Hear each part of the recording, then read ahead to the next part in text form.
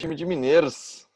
Exatamente. Eu vou botar para gravar, tá gravando já, Falta- pessoal. Eu vou abrir aqui para falta- os convidados, tá? Falta Bom pão de evento para queijo. vocês. Obrigado pela Valeu. presença, Guilherme, Thiago, Henrique. Valeu, Dudu. Tamo junto, cara.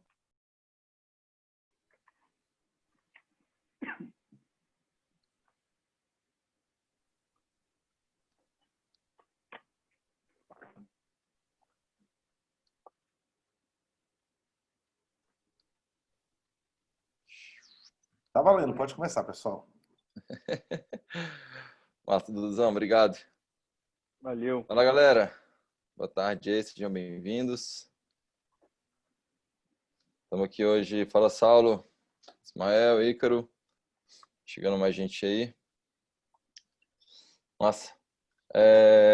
Pô, galera, a gente está aqui hoje começando uma série que eu sonhei com essa série já faz um tempo. Acho que eu nem comentei aí com o Guilherme e Thiago. Mas mais de um ano, assim, eu venho sonhando com um processo de, pô, como a gente pode conectar os empreendedores que estão fazendo, né? Estão transformando, estão fazendo nas suas regiões, estão fazendo para o Brasil, estão transformando, desafiando o status quo, né? Em diversas áreas de atuação. E como é que a gente pode apoiar com mais efetividade os empreendedores que estão em fase mais inicial de jornada, né, ao mesmo tempo. Então, esse talk, essa conversa com empreendedores aí hoje, trazendo aí como convidados o Guilherme Arruda, da VG Resíduos. Seja bem-vindo, Guilherme, obrigado. Boa tarde, pessoal. Nossa. E o Thiago Berciani, do Jazida, aí da cidade de Brasília, né? Seja bem-vindo também, Thiago. Obrigado. Galera, valeu. Guilherme está lá em BH.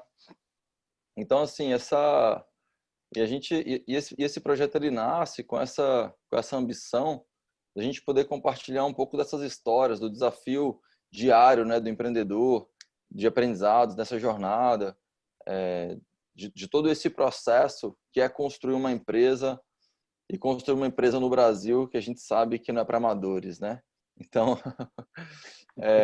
então eu começo de verdade agradecendo aí pelo tempo de vocês, pela oportunidade de poder falar, pela oportunidade de poder conhecer mais de perto a história e pela oportunidade de poder compartilhar com o nosso ecossistema.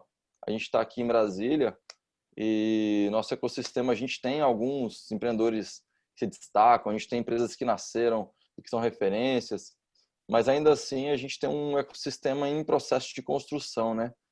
E se fortalecendo aí ao longo do tempo. A Cotidiana ela atua muito fortemente criando nessa construção desse ecossistema. A gente sabe que isso é um processo que exige várias forças e que às vezes leva um pouco mais de tempo mesmo, né, para maturar. Então, esse momento de hoje eu acho que é bem isso, trazer essa oportunidade de que os empreendedores da cidade conheçam novas histórias, se inspirem com novas histórias, visualizem novas oportunidades, novas formas que também é possível, né, fazer dar certo, que existem alternativas ao serviço público, que ainda é um processo ainda muito forte, né? Isso já vem transformando ao longo do tempo, mas que de verdade assim esse é o objetivo principal da nossa conversa aí de hoje. Beleza? Beleza. Muito bem, vamos nessa. Vou pedir para cada um de vocês se apresentar, falar um pouco da jornada como empreendedor, o que foi que construiu a base para vocês, né, chegarem no momento de empreendimento que vocês estão hoje e comentar um pouco do empreendimento que vocês estão atuando hoje também. Acho que é isso. Podemos começar? Vamos lá, vamos começar contigo, Thiago, por favor. Beleza. Cara, primeiramente, obrigado pelo espaço aí, cara, muito maneiro mesmo. Eu acho que a gente já tinha conversado muito tempo atrás, né, Henrique, assim, com a Coti e tudo mais, mas eu acho sensacional. A gente começou aqui em Brasília, eu comecei aqui em Brasília antes, não tinha nada, tinha aceleradora, não sabia nem que era startup, para falar a verdade. Então, assim, é legal ver realmente o pessoal vindo em Brasília, fazendo, aquecendo, como você falou, realmente maturando aí o nosso ambiente, né? E precisamos aí de alguns cases de sucessos para fomentar e de fato trazer isso aí. Eu acho que é cotidiano, com toda certeza. Quando isso começar a acontecer, vai ter o seu dedinho bem importante lá no meio disso tudo aí. Cara, mas vamos lá. Cara, eu sou formado em engenharia de computação pelo IESB, aqui de Brasília.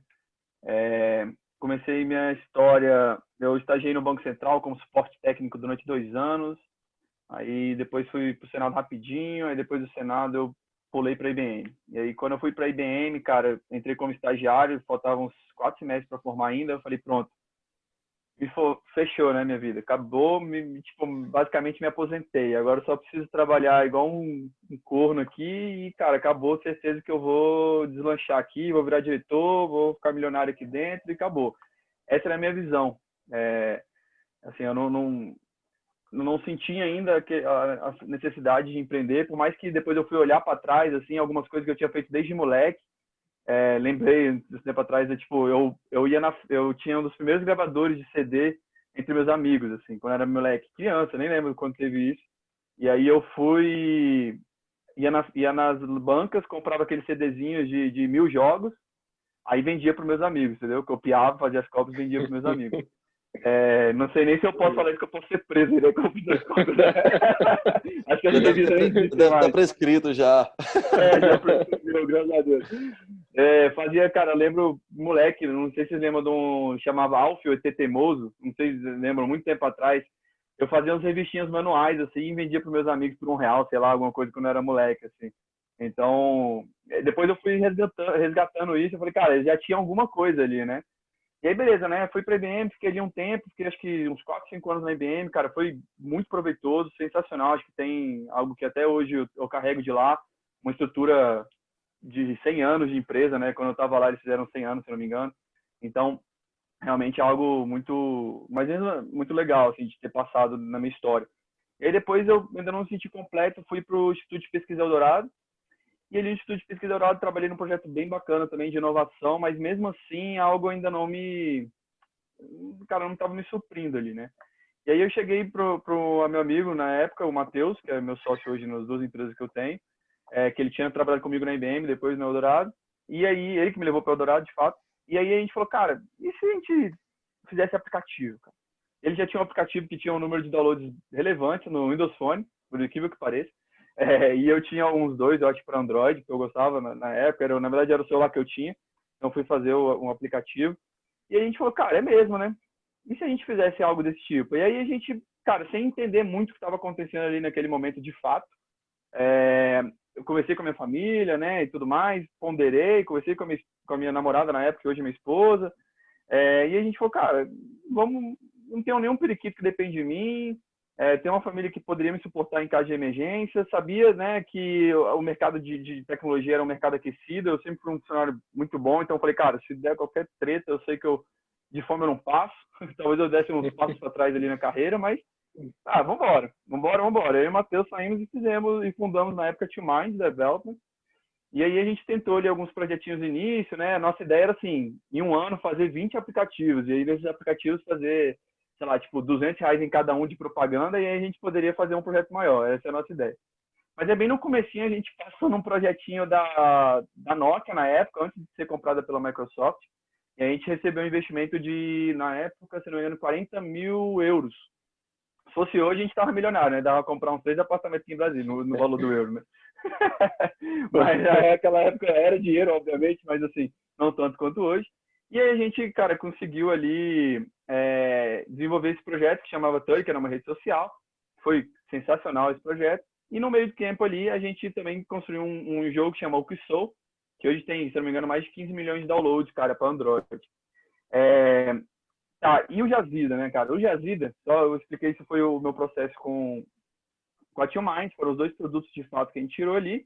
Mas o Jazida, ele nasceu desde que eu estava na IBM. Eu já conversava com o Rafael, que é um outro sócio no Jazida, que ele tinha uma ideia de fazer umas coisas e me perguntou. Ele é meu primo, eu considero meu primo, a gente cresceu junto.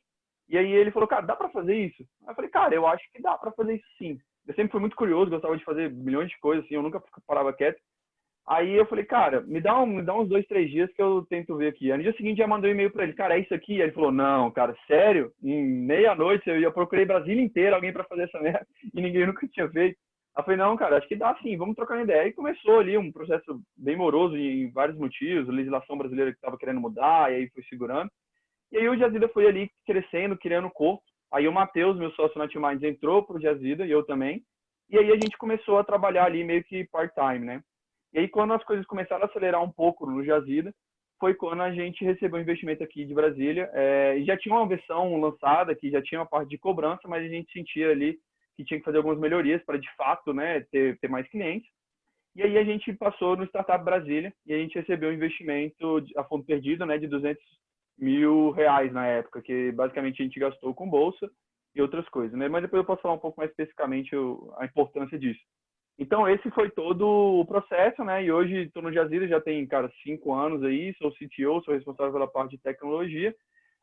Hoje, cara, na área de mineração, nessa área de controle de direitos minerários, acho que nós somos a empresa que, cara, mais despontou no mercado brasileiro nesse quesito, né? Hoje quase todas, se não me engano, uma das maiores empresas do Brasil não são nossos clientes, mas além de grandes, médios e pequenos, a gente atende todas elas, né? Mas a gente tem desde Vale, Rio Tinto, várias empresas grandes mesmo de nome dentro do nosso portfólio hoje.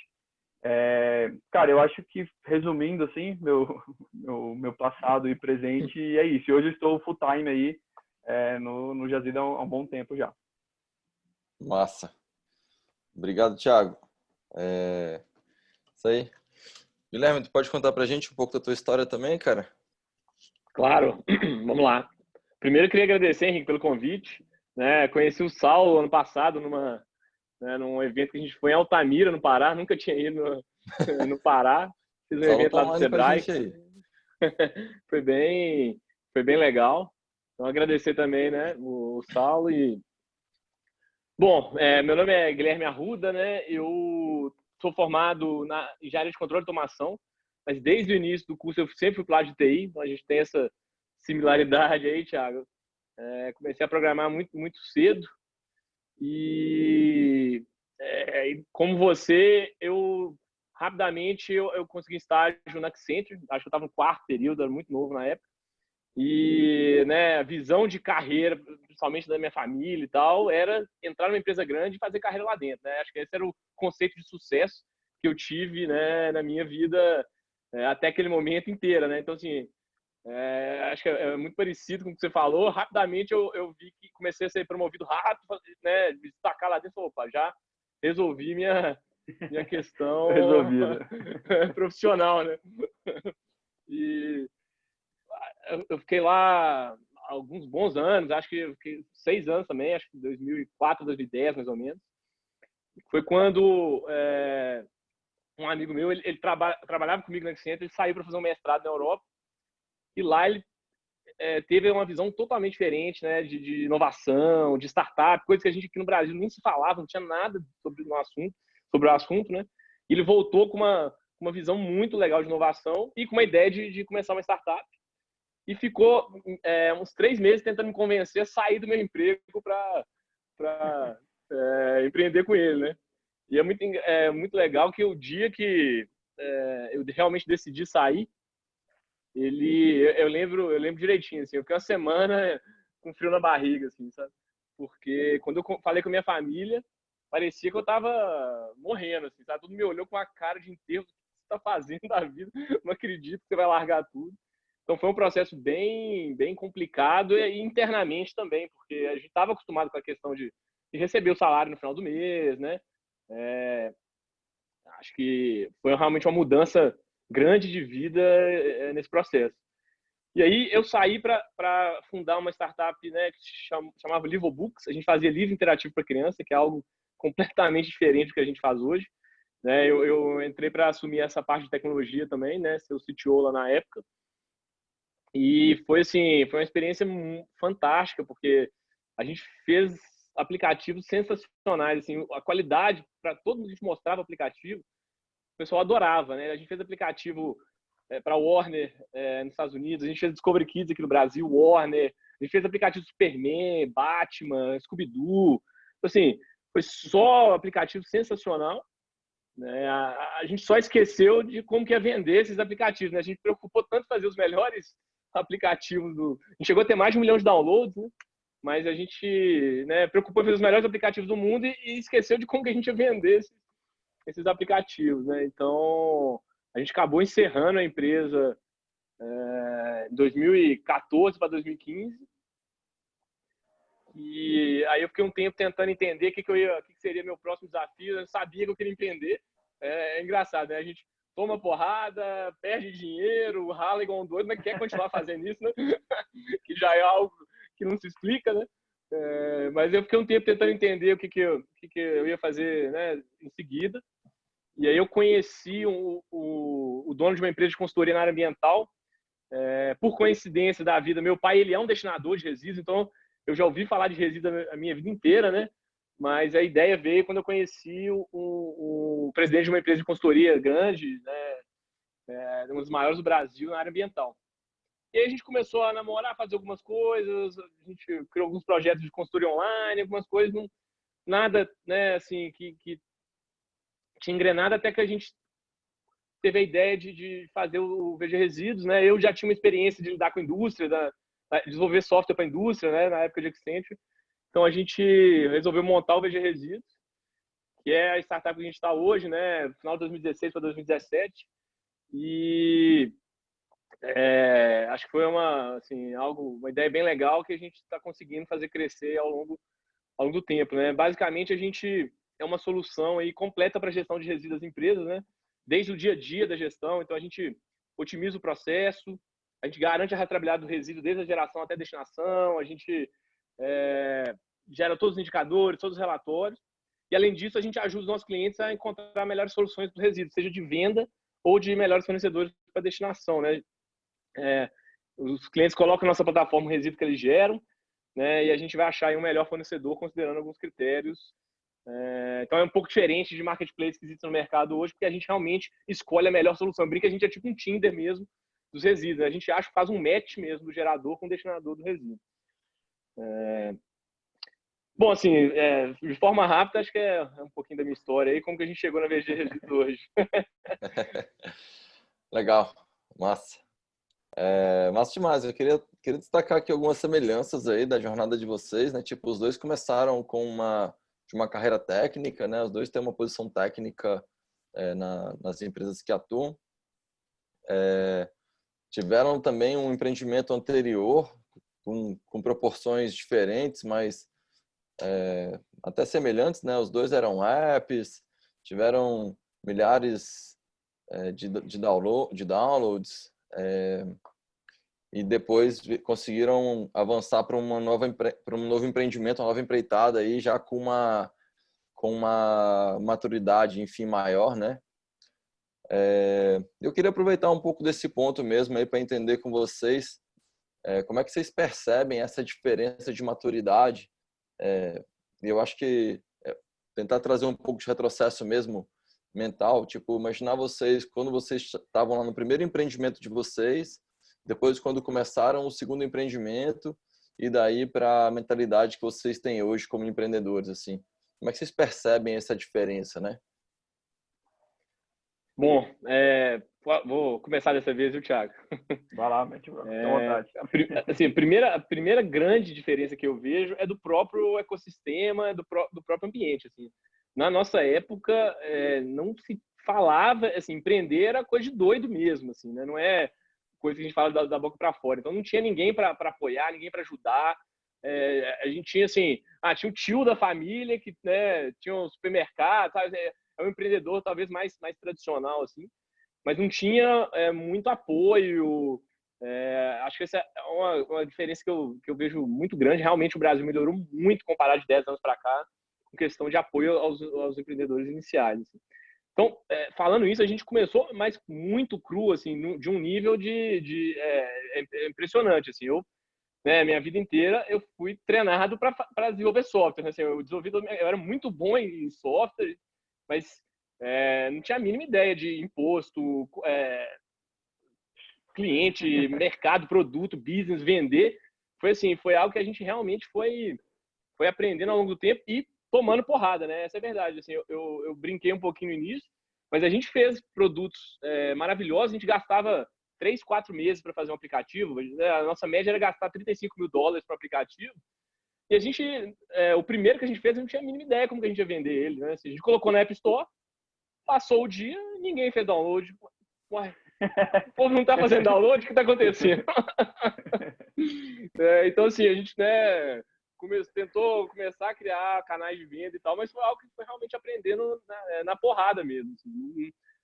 Eu vejo um dos grandes aprendizados que eu vejo, vou falar um pouquinho de história de investimento, mas um outro grande aprendizado que eu vejo, que a gente, por exemplo, começou no VG Resíduos, foi de colocar a venda ou na mesma proporção, ou até mais importante do que o desenvolvimento do produto. Né? Se a gente começou a VG Resíduos muito mais focada em venda em cliente do que a gente tinha feito no passado. Né? Então, assim, foi a diferença é muito grande de início de empresa. Né?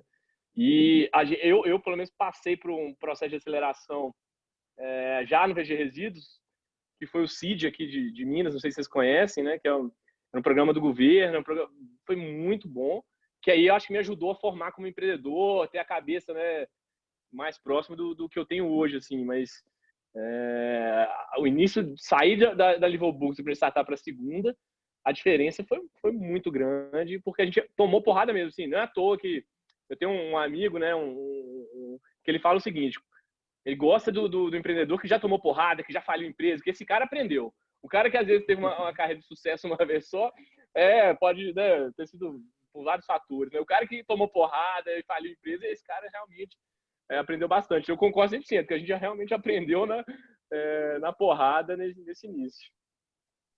Doido. E pra ti, Thiago, como é que ficou essa diferença de mindset, velho? Cara, existe alguns pontos assim importantes, né? Eu acho que corroboro 100% aí com o Guilherme falou, cara. Acho que quando eu comecei, não sabia que era startup, não sabia que era nada. E como ele, até hoje, olhando para trás, assim, o que eu e meu sócio, o Matheus, né, que também é cientista da computação hoje, nem mora no Brasil mais, ele, cara, nós sabíamos fazer produto. Era exatamente esse mesmo problema. Então, assim, como produto, cara, claramente a gente nunca errou, entre aspas, né? Vamos botar aí umas aspas bastante aspas aí. Mas, assim, os produtos, como, tipo, chegar a fazer um produto legal, mostrar para alguém e falou, caralho, meu irmão, vocês são bons demais. Quando a gente, até num processo no início lá, que a gente foi, o pessoal pagou pra gente ir pra Finlândia, recebeu uma mentoria lá e tudo mais. Aí a gente mostrou o aplicativo, assim, e aí o cara falou, tá, mas qual a equipe que fez isso aí? Aí a gente falou, não, nós dois. Aí, não tem como, não. Eu tenho uma equipe, sei lá, de 10, 15 pessoas que não faria no tempo que vocês fizeram. Falou, não, a gente que fez. Então, assim, de fato, a gente sabia fazer produtos, mas a gente não tinha um mindset de venda, não tinha um mindset, cara, de várias paradas. Até como eu falou, o Brasil, você falou no começo, né? O Brasil não é easy, né? A gente recebeu esse investimento de 40 mil euros na época. Não, desculpa, até eu me equivoquei, pessoal, foi 20 mil euros. Cara, para receber esse dinheiro, parece que o banco não sabia como receber o dinheiro. O meu contador não sabia como a gente pagava o imposto sobre esse dinheiro.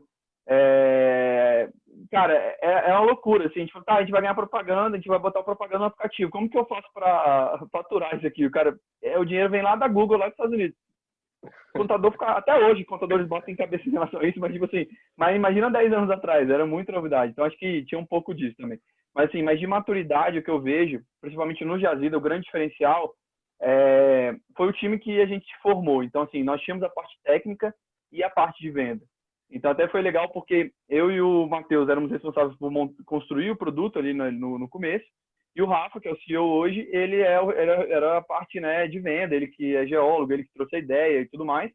E aí foi como a gente foi construindo ali nos percalços, que a gente não chegou a falar assim, hoje a gente não trabalha mais no Antimind e agora a gente trabalha no Jazida. Teve um momento que a gente chegou, mas o Jazida foi construindo ali 6 meses aqui, 3 meses ali, fomos, né, fazendo uma dança ali do empreendedor, tentando fazer as coisas tudo acontecer ao mesmo tempo, e é o famoso erro que a gente acha que a gente consegue fazer mais de uma coisa ao mesmo tempo.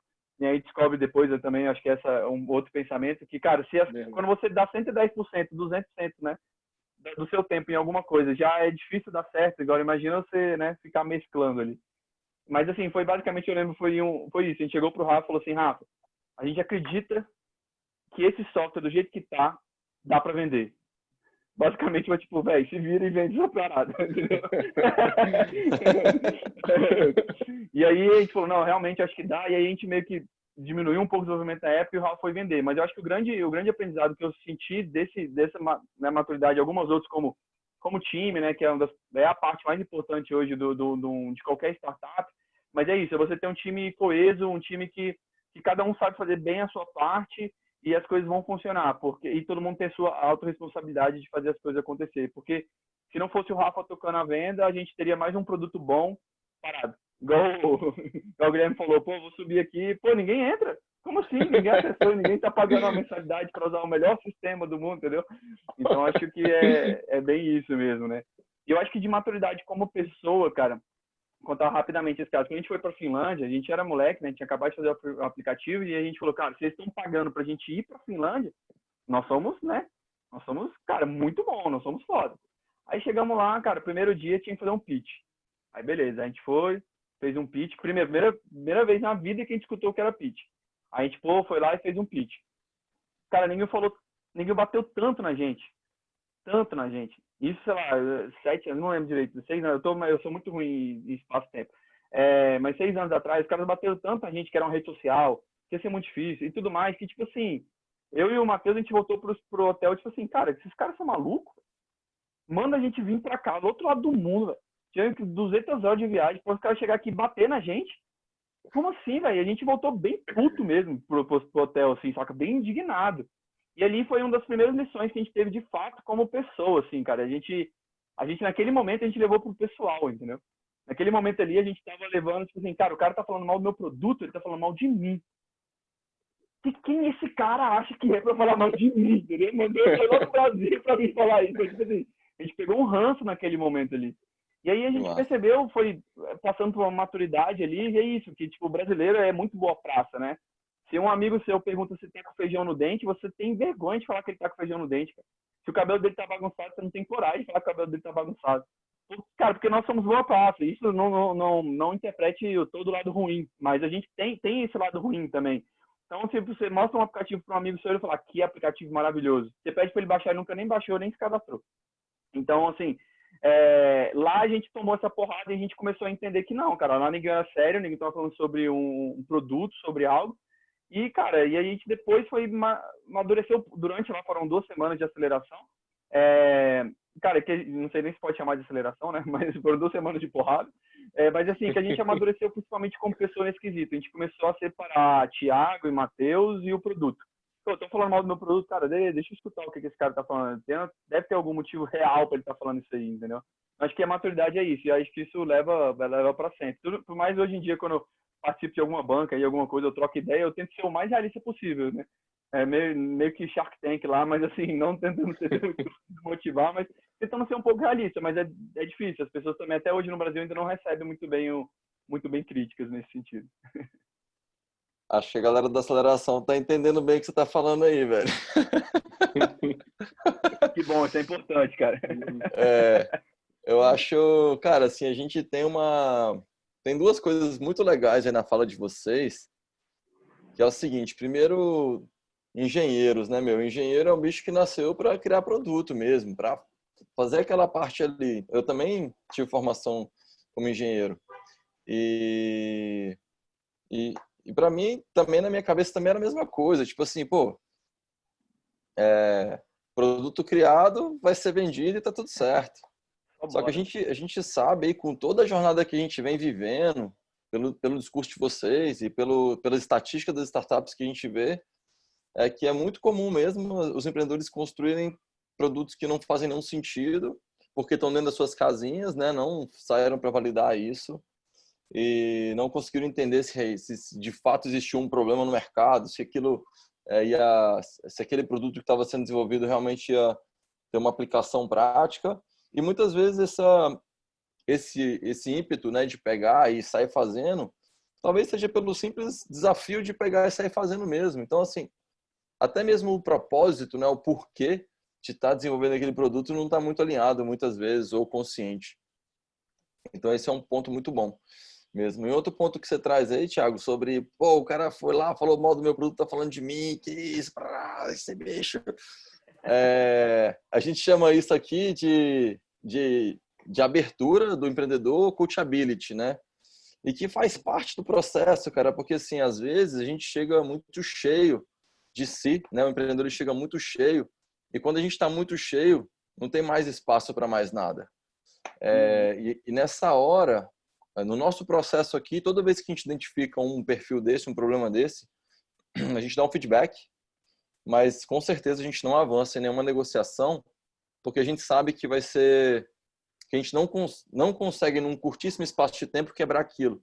Então a gente entrega, a gente tipo assim devolvemos o feedback e tudo mais, mas que muitas vezes mesmo um feedback desse é difícil de se entregar, porque se você percebe que não tem abertura para o aprendizado, entregar um feedback dizendo, você não tem abertura para o aprendizado, é meio louco, né? Então tipo veja bem, né? Veja bem. Mais massa. Pô, maneiríssimo, velho. Assim, isso é muito claro, assim, a diferença. É muito claro como se vocês tivessem começado no empreendimento que vocês estão hoje, com o mesmo mindset do início, talvez tivessem tido o mesmo resultado de criar um produto lindo, maravilhoso e estar com ele debaixo da cama, debaixo do braço, na pastinha e tipo assim, vai ser o cliente de vocês. Mais massa. Queria trazer uma polêmica aqui rapidão. A gente está com uma empresa ambiental, uma empresa que atua na área de mineração, né?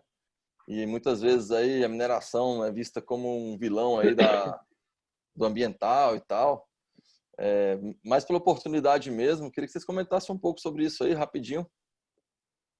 Beleza, deixa eu suposto vilão começar. Depois o mocinho entra em jogo aí. Mas, cara, vou tentar. A gente conversa bastante com o meu sócio sobre isso, né? Mas eu vou tentar tirar toda a influência dele sobre o meu pensamento agora, que é difícil, mas tentar dar o meu pensamento como técnico que está trabalhando ali na área já há algum tempo e já teve alguma certa vivência, né? Cara, assim, não tem como esconder, existem pessoas que fazem coisas erradas, tivemos problemas recentes aí, né, que são bem ruins nesse quesito. Mas, por outro lado, eu consigo vivenciar aqui que, cara, muita gente, se não, cara, a grande maioria, procura sim fazer o certo, entendeu? Então, e procura sim e faz o certo. Eu não digo nem só procurar, eu acho que eles fazem mesmo, cara, desde empresas grandes, gigantescas, até empresas pequenas. Mas eu acho que tem um problema que eu sinto, assim, na minha parte, assim, eu acho que o principal problema, pessoal não, né? Na minha visão, é um dos problemas, assim, em core, é o marketing também. O marketing da mineração, ele não é bom, entendeu? Ele tem aí, até conversando com o meu sócio sobre isso, ele falou, cara, a gente tem um problema histórico. E aí eu realmente não tinha parado para pensar sobre isso. Cara, a gente tem um problema histórico, a gente sempre foi explorado. Desde, né, que o Brasil é Brasil, a galera vem cá, arranca o que a gente tem daqui e leva para algum lugar. Então a mineração ela sempre foi algo meio que dolorosa para a gente, né? Então, assim, mas por outro lado, nós internamente nunca trabalhamos o marketing de fato, o que é a mineração. Porque muitas pessoas não se perguntam o que de fato é, cara. Assim, vamos lá, a água que vocês bebem é mineração. Se vocês pegarem a garrafinha de água de vocês, vai ter um número do processo minerário lá. Se vocês quiserem, depois vocês olhem, vai ter um númerozinho que são 6 dígitos / ano. Vocês podem ir no jazido, vocês vão saber exatamente de onde aquela água saiu. Então, assim, então, cara, ele está em tudo. Se a gente está conversando aqui, é porque a mineração está inclusa. Mouse, computador, celular, tudo hoje, né, que a gente usa de fato no nosso mundo moderno, é em volta disso. E muita gente não para pensar nisso. Eu vou usar um contraponto que é, por exemplo, o agronegócio. Acho que se eu falar que o agro é pop, todo mundo já escutou isso em algum momento, né? Propaganda na Globo, em vários outros lugares.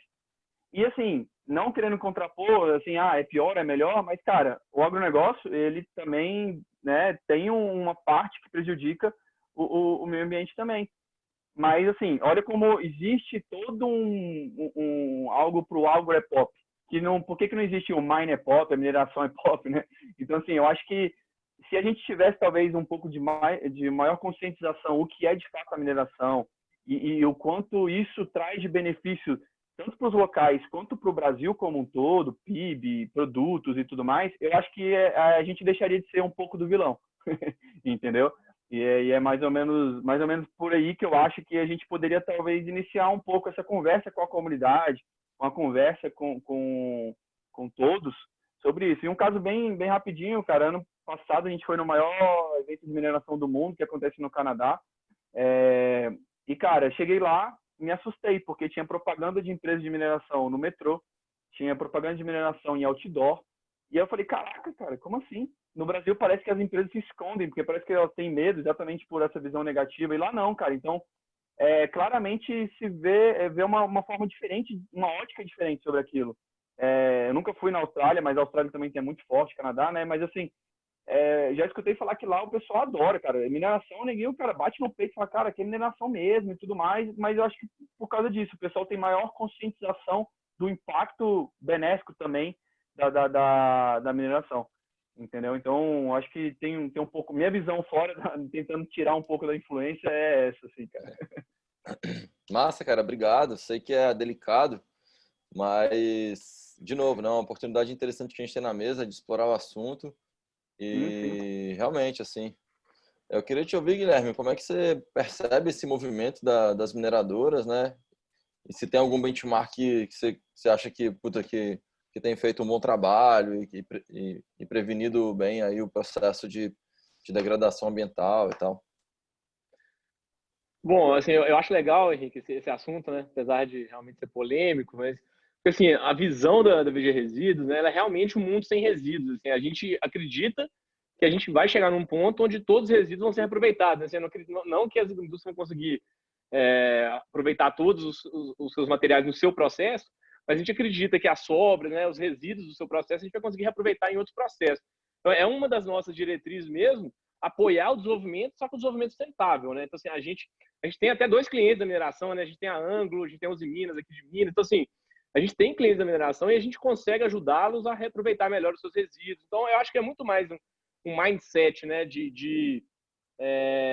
Poxa, vamos extrair, vamos minerar, mas com consciência, né? Cumprindo todas as regras, todas as garantias para que realmente não aconteça um problema no meio ambiente que não seja recuperável, né? Então, assim, é muito mais fazer de forma consciente do que não fazer, né? Como o Thiago falou, assim, não dá para imaginar o mundo sem mineração. Então, acho que está muito alinhado com a nossa visão mesmo de empresa, nosso propósito, sabe? Que fazer o desenvolvimento sustentável. Acho que é por isso que a gente está crescendo, né? Porque acho que está muito alinhado com...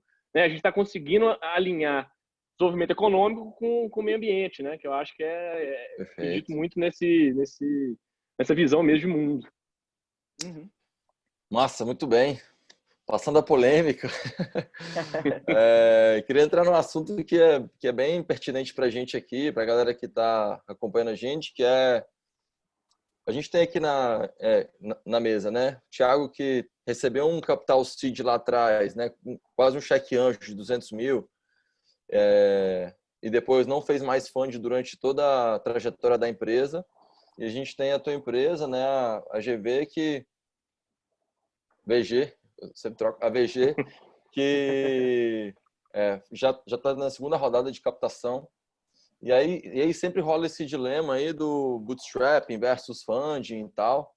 E eu queria que vocês comentassem um pouco aí de por que escolheram cada uma, né? Se foi por oportunidade ou se foi se realmente foi o que buscaram. E quais os desafios que vocês enfrentaram em cada um dessas experiências aí que vocês tiveram.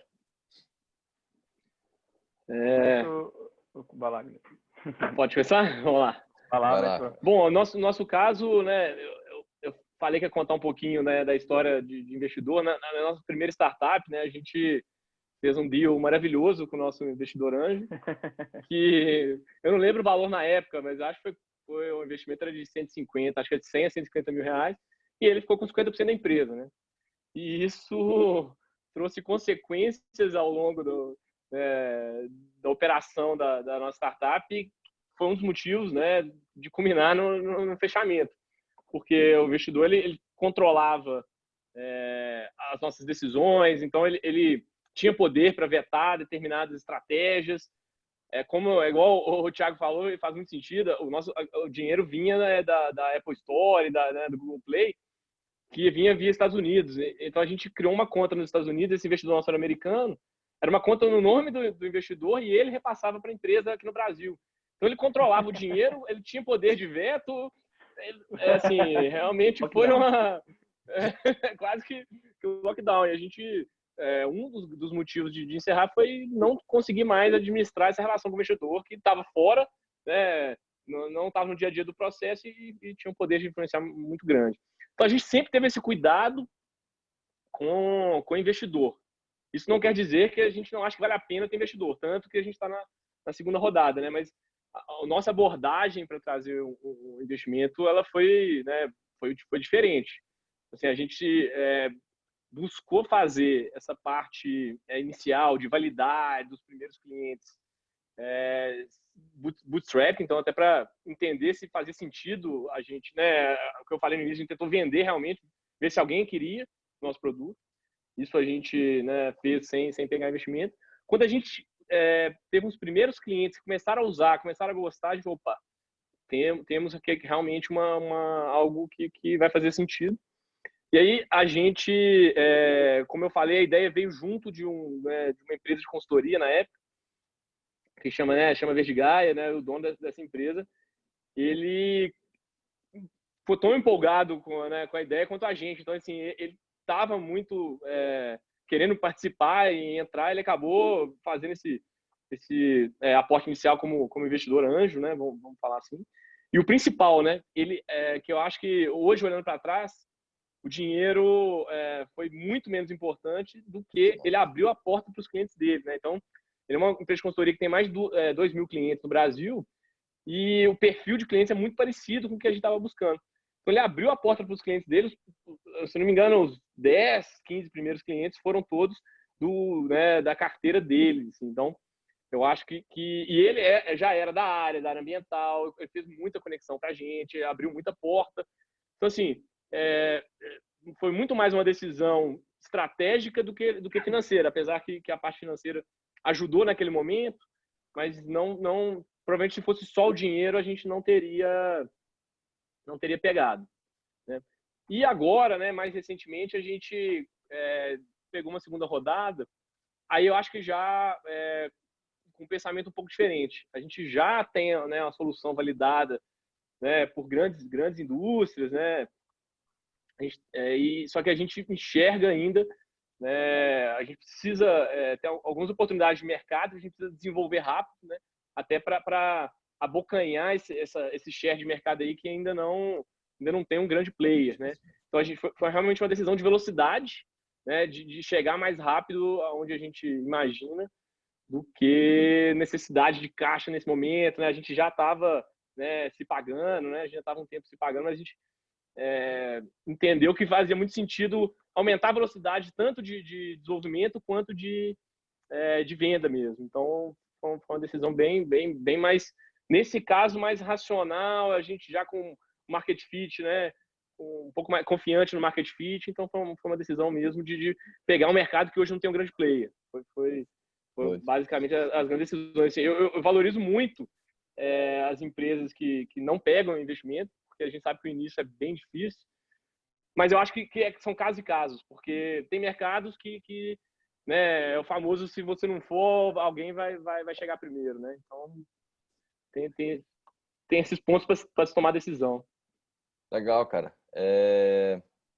Eu entendo que o funding ele é sempre estratégico, assim, e o exemplo que você traz aí de ter um financiador do teu projeto que traz inteligência para o teu negócio, isso é fundamental no nosso entendimento, é o que a gente chama de smart money, né? Então, a gente traz isso para as nossas empresas, não de um mercado específico, igual você teve, né? Um mercado, tipo, de já ter clientes dentro daquela indústria e tudo mais, mas do mercado de venture capital mesmo, né? Dos processos, de conexão com o mercado, a indústria em si, como construir empresas, quais são os principais desafios e de conhecer, de quem conhece bem essa indústria aí. E aí um outro ponto interessante que você traz sobre a outra rodada, você fala, pô, aqui já era diferente, porque a gente já tinha cliente e tal. E para mim eu traduzo muito bem assim, cara, passou o produto market fit, a empresa está com o desafio de crescer, tem canal validado, tem ROI positivo, consegue atender o mercado.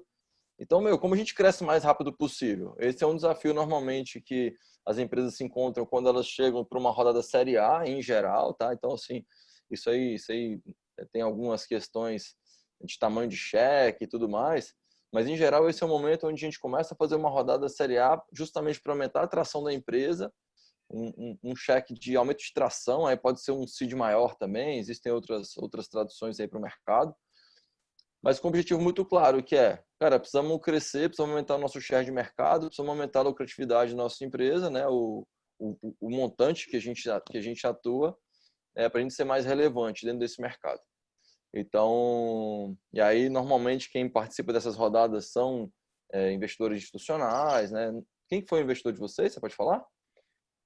Cara, nosso caso foi a Digiboard, é uma indústria na área de eletrônicos, não sei se você conhece, ela é a antiga CCE. Lembra da... A antiga CCE eu conheço. Legal, massa, velho. E teve alguma questão complexa no funding? Foi tranquilo? Tipo... Cara, diria que a relação com o investidor anjo e o novo investidor foi um pouco, né, a gente teve que ter um trabalho maior, assim, né? Até porque o nosso investidor anjo, ele estava desde o início, então sentia um founder também, né? É um founder também, se for analisar no conceito, assim, e então a gente teve, assim, foi um pouco difícil passar por esse processo. Talvez a gente poderia ter feito isso de uma forma melhor no início, mas acho que fica o aprendizado também para as próximas rodadas, né? É difícil, né? O cap table vai complicando, né? Você tem que realmente manter uma relação boa com todo mundo e, assim, deixar sempre o foco na empresa, né? Porque, querendo ou não, todo mundo ser humano, né? Então é fácil de cada um tentar pensar um pouco mais em você, né? E manter o foco na empresa é muito importante nesse momento. Então foi um processo delicado, assim, para a gente.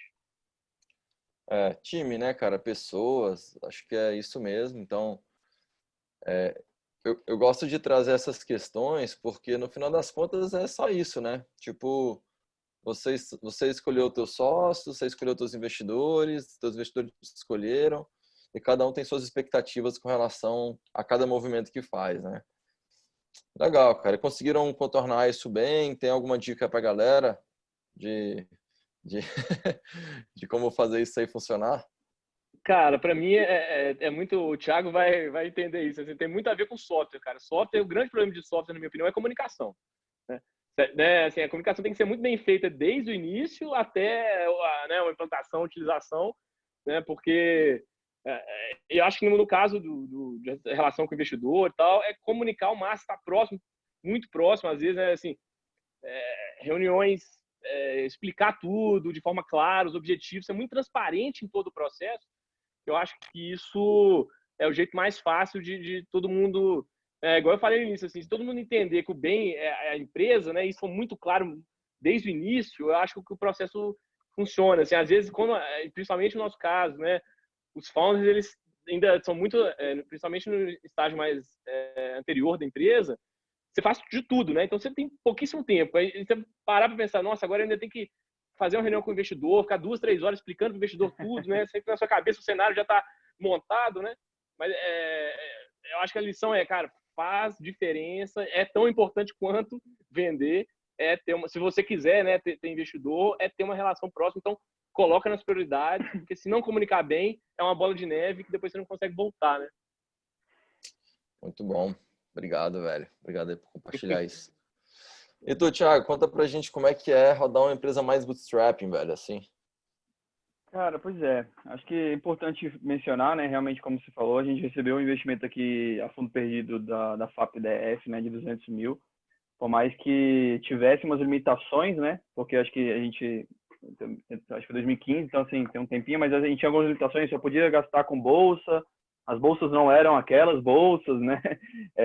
Então, assim, a gente também não podia gastar com várias outras coisas, mas assim, vamos lá, né? Eu acho que assim, o motivo de fato é complicado dizer por que a gente nunca pegou investimento. Assim, por que vocês não... Assim, acho que existe sempre um pouco da cabeça dos sócios. A gente sempre conversou bastante sobre isso. Mas eu acho que, se eu fosse tentar fazer uma análise assim para falar o porquê, eu acho que foi timing. Lá no começo, acho que o mercado não era maduro, não tinha muitas opções. Então, a gente também, naquele começo, a gente não vinha uma outra... Tanto que a gente, na época, quando a gente aplicou para o Startup Brasil, se eu não me engano, pegava um share relativo na época. Se eu não me engano, uns 30%, se eu não me engano. e era 200 mil. Eu não lembro, mas eu lembro que tinha um share relevante, assim, na época. Tem bastante tempo. Então, assim, a gente não é tão avesso assim, senão a gente não teria ido, né, tentado passar no Startup Brasil. Isso é um negócio. Mas eu acho que acabou acontecendo, acho que foi timing. Por exemplo, e como a gente acabou indo no Bootstrap durante muito tempo, quando a gente começou a ver que existia, talvez, possibilidade de pegar investimento, cara, e a gente roeu o osso durante muito tempo. E a gente, cara, o que o Guilherme falou aí foi uma frase que a gente sempre levou acima, assim, o Yazid é acima de todos ali, que eu não gosto dessa frase, que agora vão remeter a uma frase atual, mas, tipo, o Yazid era era o bem maior, vai, pronto, melhor assim, né? O Yazid era o bem maior, então nós Objetivo éramos comum. peças, objetivo comum, então nós éramos apenas peças ali, então a gente roeu o osso durante muito tempo e a gente formou um colchão confortável ali dentro do Yazid. Então, quando a gente começou a perceber que existiam, a gente sentou, já chegou a sentar na mesa com alguns fundos, chegamos até a conversar com a Cotinha um tempo atrás. Então, assim, nunca foi algo que a gente nunca procurou, nunca foi procurado. Acho que isso sempre aconteceu, só que eu acho que nunca teve o match de momento, entendeu? Talvez o ticket na época já não era tão mais relevante, ou talvez não ia acelerar tanto quanto era necessário. Então, acho que foi mais uma quantidade de fatores que não se encaixaram no espaço-tempo necessário para que fosse pertinente, assim, entendeu? E a gente tem que levar em consideração também que o nosso mercado de mineração é um mercado mais enxuto, é um mercado menor, que tem um volume de dinheiro alto, mas ele é um mercado. Então, às vezes, isso também entra em pauta, muitas vezes, né? Mas, assim, vou mostrar o tanto que é importante, às vezes, você ter um investimento. Então, por exemplo, na época que nós recebemos um investimento de R$200 mil da FAP, isso possibilitou que a gente pudesse pegar um valor que, na época, para a gente era relativamente alto. A gente fez um investimento para participar de um evento, que aí foi do fundo do Yazid, a gente não podia gastar com evento, se eu não me engano, na FAP. E a gente gastou, tipo, 40 mil para ir para um evento de mineração que acontece em Ouro Preto a cada 2 anos. E na época também a gente gastou, tipo, se eu não me engano, uns 10 ou 15 mil para fazer toda a nossa estruturação de identidade visual, redesenhar o Yazid e tudo mais. Então, assim, aqueles 200 mil desafogou uma grana que a gente necessariamente ia gastar com funcionário, com várias outras coisas, e a gente pôde fazer um investimento. Então, nesse evento, foi, para mim, um marco do Yazid que fez, assim, cara, esses caras não são só um site, entendeu? Existe uma galera ali por trás, os caras, entendeu? Porque, assim, o Yazid é um site, né? A galera, na época, é um site lá que faz a gestão do processo minerário. Então, para mim foi muito importante essa participação, que se a gente não tivesse recebido ali um montante, a gente talvez tivesse participado, mas talvez com muito mais dificuldade, outra vez, né? Seria abortado pela questão financeira do momento. Então, eu acho que foi mais um pouco assim. Eu acho que tem os dois contrapontos sobre hoje a gente, nós somos 100% independentes. Então, nós ali sentando a cabeça dos sócios, o que a gente decide está decidido. Então, a gente acaba não tendo uma interferência que pode ser boa ou ruim. No caso do Guilherme, que ele acabou de falar, foi ótimo, né? Que é um puta de um smart money direcionando ali e já botando para sentar conversar com os players, né? Mas a gente sabe que existe outros controles, né? Até eu contar um caso bem no comecinho lá na Two Minds, a gente estava formando o Turi lá, e aí apareceram 2 investidores aqui em Brasília, que eu não me recordo o nome mais, e procuraram a gente. Vocês estão fazendo uns produtos legais, tal, não sei o quê, vamos trocar uma ideia? Vamos, bora trocar uma ideia. Aí, beleza, sentamos, mostrando, né, empolgadaço, né, moleque, nunca tinha, né, corria ali, ganhava 200 conto por mês, pode falar, e, caraca, velho, é agora, moleque, é agora, vamos receber um investimento, vamos voltar a poder ter nossa graninha e tal, não sei o quê, vamos poder montar a empresa. Aquela época não era nem ficar milionário, era pelo menos ter um salário próximo do que a gente recebia quando a gente pedia demissão. Aí, cara, beleza, sentamos com os caras, ainda bem que a gente foi sensato na época, né? Os caras chegaram e falaram assim, não, vamos lá, a gente vai fazer uma oferta aqui para vocês. Ó, vocês, cara, são muito bons em formar produto e tudo mais, a gente vai fazer o seguinte, a gente quer 50% da empresa por R$50 mil. Aí a gente, caraca, R$50 mil, 50% da empresa, mas não se preocupa não, quando vocês precisarem de mais dinheiro, a gente vai botar, não se preocupa não. Aí a gente, tá. Aí a gente começou a fazer as contas básicas, né? Não, uma graninha para mim, eu ganho pro meu sócio, a gente vai precisar de mais uma ou outra pessoa para ajudar. Cara, isso não roda nem 2, 3 meses do que a gente precisa aqui, sei lá, né? Não lembro na época, assim. Aí, e acabou, então, acho que até teve um pouco desse negócio, sensação de talvez essa limitação financeira. a gente falou, cara, a gente vai ficar na mão, né? Não, a gente entende que não é assim que funciona hoje de fato, mas na época a gente teve essa sensação que você teve, Guilherme, tipo, de, cara, vocês ficaram na mão, acabou, né? Um dos motivos aí que levou uma das primeiras a falir foi isso, né? Ficaram na mão de Exato. um terceiro que não era, né, de fato ali, né? Que tava Mas, quebrando a cabeça com todo mundo ali. mas Mas acreditem, eu cara, acho, assim, ainda acontece, sabe? Ainda acontece esse tipo de oferta. Ainda tem muito empreendedor mal treinado e tem muito investidor mal treinado ainda que não sim, sabe que isso é ruim para todo mundo, sacou?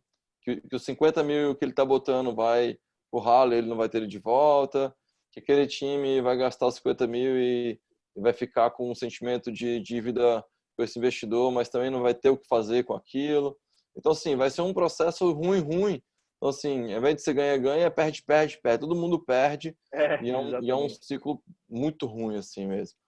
A gente É, tem trabalhado muito aí para tentar trazer um pouco mais desse mindset e tal, mas, meu, realmente isso ainda acontece, infelizmente. Muito menos, mas ainda acontece, assim. sim, Só trazer um pouco, então, assim, eu acho que as principais vantagens que você destacou, Thiago, é vocês estarem mais autônomos, né, terem essa dinâmica interna, mas, ao mesmo tempo, não ter a influência negativa ou positiva, né, a ajuda do dinheiro para alavancar o processo, e, ao mesmo tempo, também não ter que ficar dando reporte, não ter que ficar preocupado com esse terceiro, né? Então, por exemplo, o que o Guilherme comentou é que quando entrou o segundo investidor, teve uma necessidade importante do time se mexer para conseguir formar um novo time, incluindo o investidor inicial e uhum, o investidor que estava chegando, para que aquilo funcionasse, né? Então, que é um processo de formação de time, alinhamento, ou seja, tudo isso vem nesse movimento de como a gente consegue fazer para se apoiar, para se ancorar durante como time, para que a empresa consiga estar olhando, todo mundo consiga estar olhando para o mesmo lugar, né? sim. Do benefício, você falou assim, é complicado eu bater isso no martelo porque eu nunca passei pelo outro lado, né? Então, eu nunca vivi o lado de ter, Aham. né, um investidor realmente, né? Então, assim, mas hoje a gente vê que aparentemente, a gente tem uma liberdade maior nesse quesito, assim. Então, acaba facilitando algumas coisas e algumas guinadas dentro da empresa. Uhum, uhum. Mas isso pode ser visto tanto quanto um lado bom quanto o lado ruim, né? Mas assim, mas existe, a gente vê isso hoje de uma forma boa, né? E realmente, e também tem um outro lado, né? E de talvez a gente hoje não ter entrado, não ter recebido, exatamente por não ter sido o momento ainda. Então, talvez ainda, como se estivesse se guardando ali para que na hora que for o momento, beleza, agora é o momento certo, vamos entrar, agora tem um motivo real. Porque acho que esse foi o ponto que eu falei, o time nunca bateu exatamente isso, porque ou Uhum. do lado de lá ou do nosso lado. Então, a gente ia pegar dinheiro para quê, cara? Vamos botar Eu dinheiro, entendi. entendeu? Eu entendi. Explorando mesmo o fato, assim, entendi que provavelmente se tivesse tido uma oportunidade, talvez tivesse sido uma escolha, né? Então, talvez foi mais o timing mesmo. Exato. Legal. Pô, eu queria que vocês comentassem sobre duas coisas. Uma característica que vou começar aí pelo Guilherme, uma característica, Guilherme, que você acha que foi, eu tenho certeza que na modéstia, assim, que foi muito importante para o processo que te trouxe lá do início até hoje, né, dentro da tua empresa, assim, e falar um pouco do teu dia a dia aí como empreendedor, porque às vezes a gente acha que é só flores, que tipo é só receber o cheque do investidor, que só chegando o dinheiro na conta dos clientes comprando coisa. Conta Como não, é que é Guilherme. isso? Cara, característica. Bom, eu acho que eu diria duas, assim. Tem uma que até tatuei, tá tatuada no braço, né? Que é a resiliência, que eu acho que realmente vai tomar muita porrada. E é engraçado, né? Porque a gente mesmo, né? As pessoas têm aquela ilusão de que quando a empresa vai avançando nos estágios, que as porradas, elas, né, acabaram, né? Passou o inicinho ali, agora mil maravilhas, né? E as porradas continuam e às vezes são até Mais piores, né? O forte. risco, né, é mais forte, os riscos envolvidos são muito maiores, né? Então, assim, eu acho que isso é uma característica que eu tenho, né? Assim, de assimilar o golpe e voltar e até mais forte, eu diria. Eu acho que é algo e um pouco mais prático, assim. Eu acho que eu tenho uma característica legal de entender entender um pouco quais são, o que é bom para cada lado, né? Nas negociações com o próprio cliente e também eu acho que eu consigo captar o que é bom para o cliente, fazer esse meio de campo, né? Hoje eu fico como CEO, né? Então eu tenho o meu sócio que é o CTO, então eu faço muito esse meio de campo entre cliente e equipe. E eu acho que isso foi uma característica que ajudou bastante durante todo o processo, né? Com diferentes exemplos, mas eu acho que isso ajudou a entender onde que você, né, o que você deve falar, o que você deve fazer em determinado momento. Acho que isso foi bem legal. Cara, o dia a dia, assim, a gente está num tamanho de empresa que eu ainda atuo bastante na operação, né? Então, eu tenho uma responsável, né, o gerente de vendas, tenho o responsável de CS, né, que são as duas áreas que estão sobre a minha gestão. Mas eu ainda acabo atuando bastante nessas duas áreas. Então, eu faço muito ainda reunião de venda, contato com o cliente. Eu tenho um contato bem perto com os clientes ainda. Acho que é algo que eu não quero deixar de fazer ainda por um tempo, né? Mas, assim, o que eu acho mais É o seu forte, né? interessante...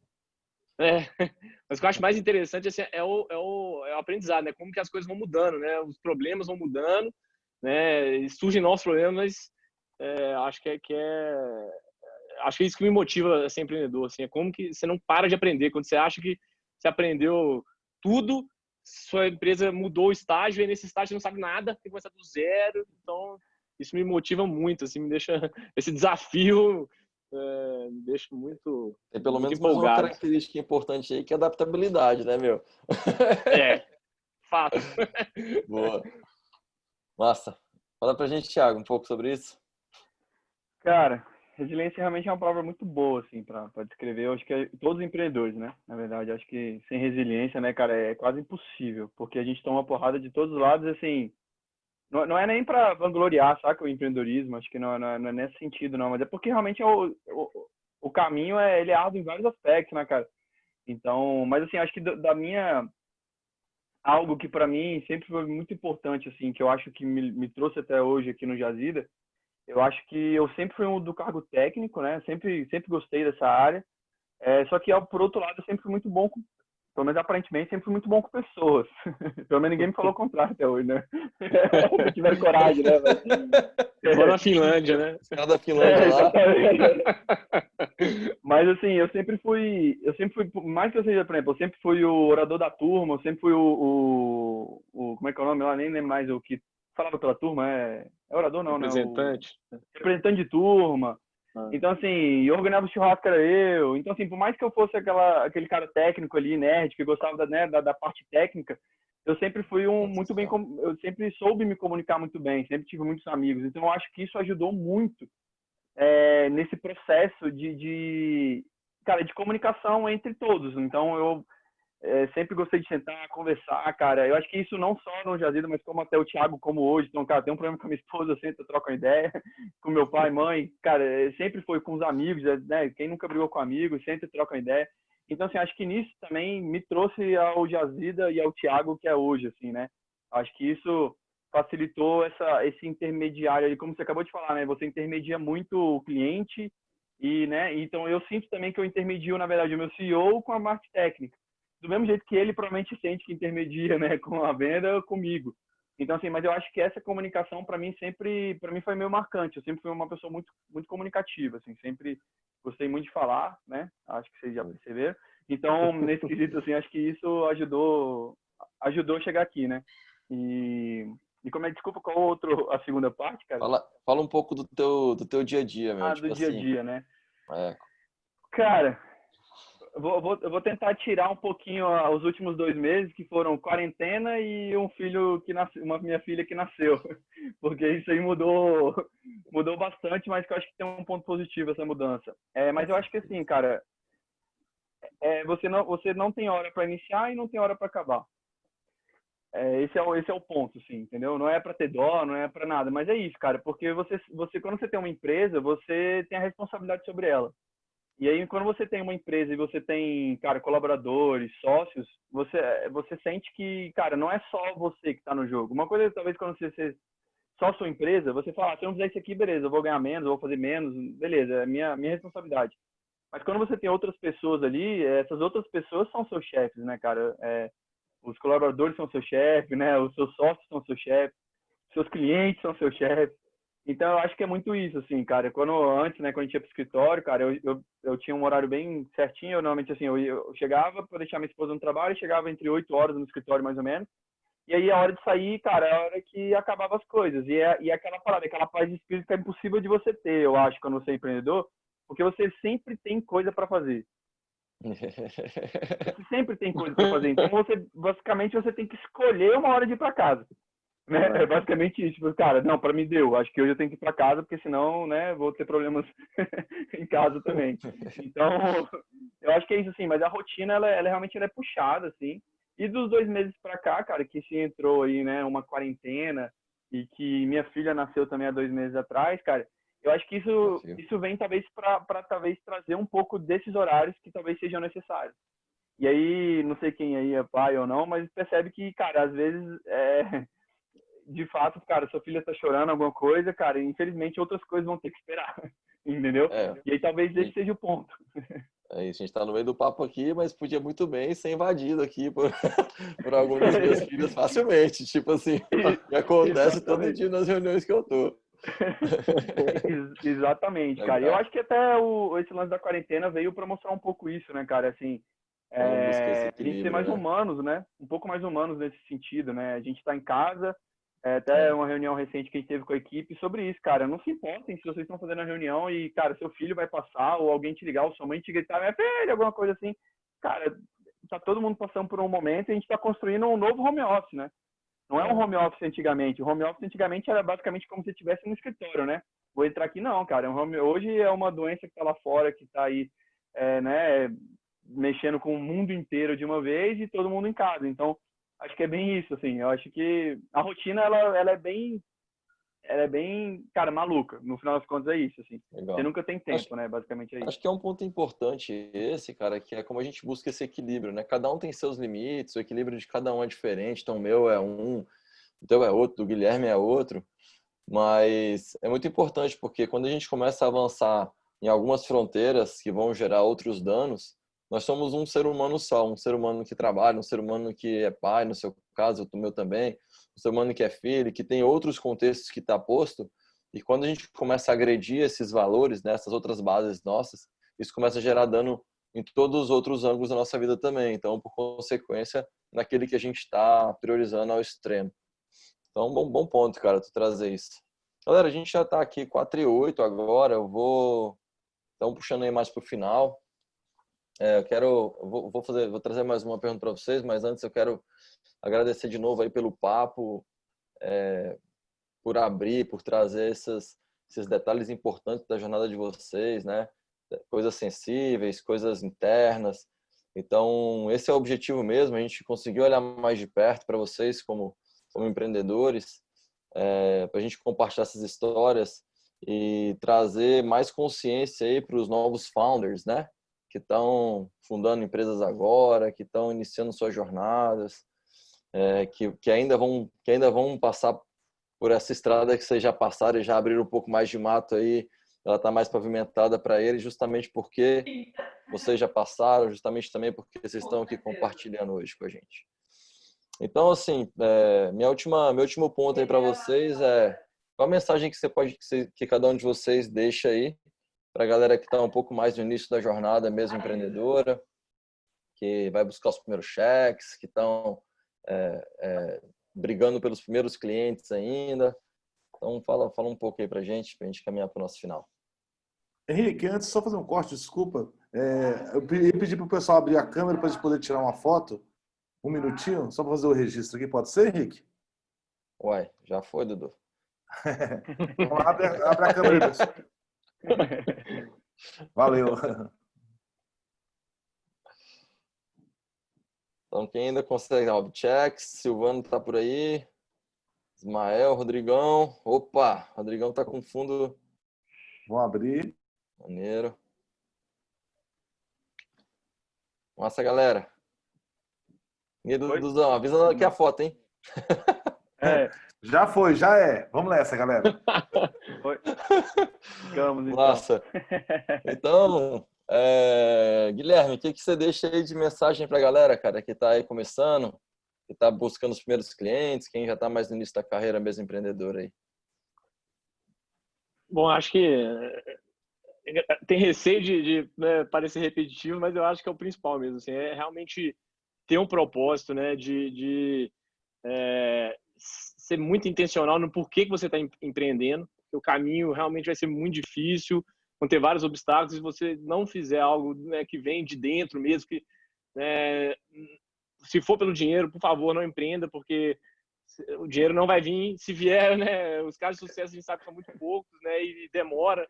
Então, assim, não faça isso pelo dinheiro, mas faça por algo que realmente dá vontade de acordar de manhã e fazer, porque acho que para passar por todos esses obstáculos que é do empreendedorismo, acho que tem que realmente querer muito e ter um propósito por trás. Então, se tivesse que dar um conselho só, acho que é isso, cara. Apesar de, né, acho que parecer repetitivo, eu realmente acredito muito nisso.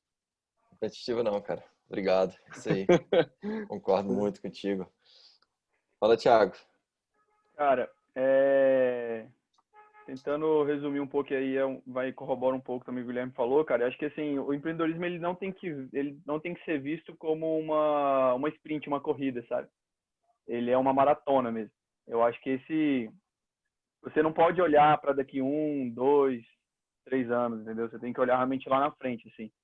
E aí talvez é isso que corrobora o que o Guilherme falou, cara. Você só olha lá daqui 10 anos, 20, sei lá, se você realmente se apaixonar pelo que você faz, porque, cara, muitas vezes você for olhar pela parte financeira, você talvez você alcance aquilo ali mais rapidamente de alguma outra forma, né? Mas, cara, a satisfação, a paixão, talvez até a parte financeira mesmo, ao longo prazo, ela provavelmente não vai ser suprida, né? Então, acho que assim, acho que é isso. Eu acho que a gente ter a visão de maratona ajuda muito a saber que, cara, se você tropeçou, caiu ali, você vai olhar lá para frente e falar, cara, beleza, por que eu vou falar aqui se ainda tem a cacetada de pista para correr aqui, entendeu? Então, eu acho que é bem essa visão mesmo, assim, porque quando a gente olha para o espaço, cara, de 1 ano, 2 anos, cara, realmente você tem muitos motivos para desistir, entendeu? Entendeu? Eu acho que é bem isso, assim. Então, realmente é olhar, cara, lá na frente e, cara, focar lá e vai, vambora, vamos tropeçando, vamos batendo cabeça aí, vamos, cara, problemas eles são feitos para serem resolvidos, né? Então, sejam eles pessoais, sejam eles técnicos. Então, acho que é isso. Então, é olhar na frente e correr. Massa. Então, acho que cara, é isso, assim. Vejo, conectando as frases de vocês, pô, vivendo com propósito, buscando uma visão de realização, né? Assim, tipo, muito, muito foda mesmo. Quero agradecer mais uma vez, galera, aí pelo tempo de vocês. Avançamos aqui um pouquinho da nossa agenda, peço desculpas por isso, mas foi incrível. Prazer conhecer a história de cada um mesmo. Estamos à disposição para o que, enfim, vocês acharem que faz sentido. Estamos aqui na capital federal, mas agora 100% conectado, o dia inteiro conectado, fazendo a agenda de cedo a de noite. Então, que a gente puder estar cada vez mais perto aí. Convido vocês a fazerem parte do nosso ecossistema também. Então, a gente tem aqui um grupo de founders incríveis que estão fazendo, estão batalhando. Temos empresas que já avançaram, já estão fazendo rodadas também maiores, né? Rodadas aí de 5 milhões de reais. A gente já está aqui no nosso 8º programa de aceleração. A gente está fechando semana que vem o nosso 8º programa de aceleração. Vamos já entrar para um 9º. Então, daqui a pouco, vamos ter aí mais uma turma boa aí para a gente esticar mais um pouquinho. Que a gente ama fazer isso. Então, assim, vai ser um prazer ter vocês aqui compondo o nosso ecossistema também. E é isso, galera. Obrigado aí mesmo. Henrique, só queria deixar à disposição aí, viu? Até, né, sei, mentoria, falar um pouco, assim, realmente que eu puder ajudar, né? Acho que tudo que eu já recebi, né, nesse processo, né? Acho que faz muita diferença, então que eu puder ajudar, fica à disposição. Cara, Nossa, igualmente obrigado. também. Obrigado novamente aí pelo convite. Foi bem bacana participar com vocês. Foi bacana conhecer o Guilherme aí lá de BH, não conhecia. E tem uma história bem parecida, né? Vou olhar aí, então é bem legal olhar isso. ver isso, cara. Legal. Com certeza a gente vai se falar aí depois. Tem umas ideias, quem sabe. E, cara, e Henrique, acho que é a mesma coisa, cara. Me disponibiliza aí. Eu falo até com o Rafa, meu sócio, que hoje eu sinto que eu, como Thiago, me dou um pouco ao ecossistema e gostaria muito. E é algo que eu sempre cobrei muito de Brasília, de ter um ecossistema. Eu tentei até fomentar em algumas épocas, mas, cara, não é fácil. Então, parabéns.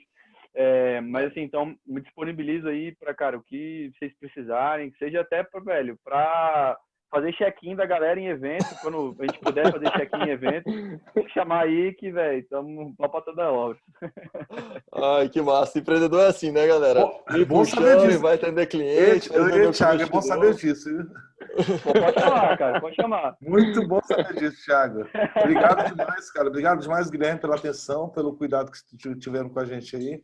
E conta com a gente aí, cara. Nossa, galera. Beleza. Obrigado. Valeu, Até pessoal. mais. Tchau, Valeu, tchau. gente. Até mais. Um Boa abraço. tarde aí. É. Se cuidem.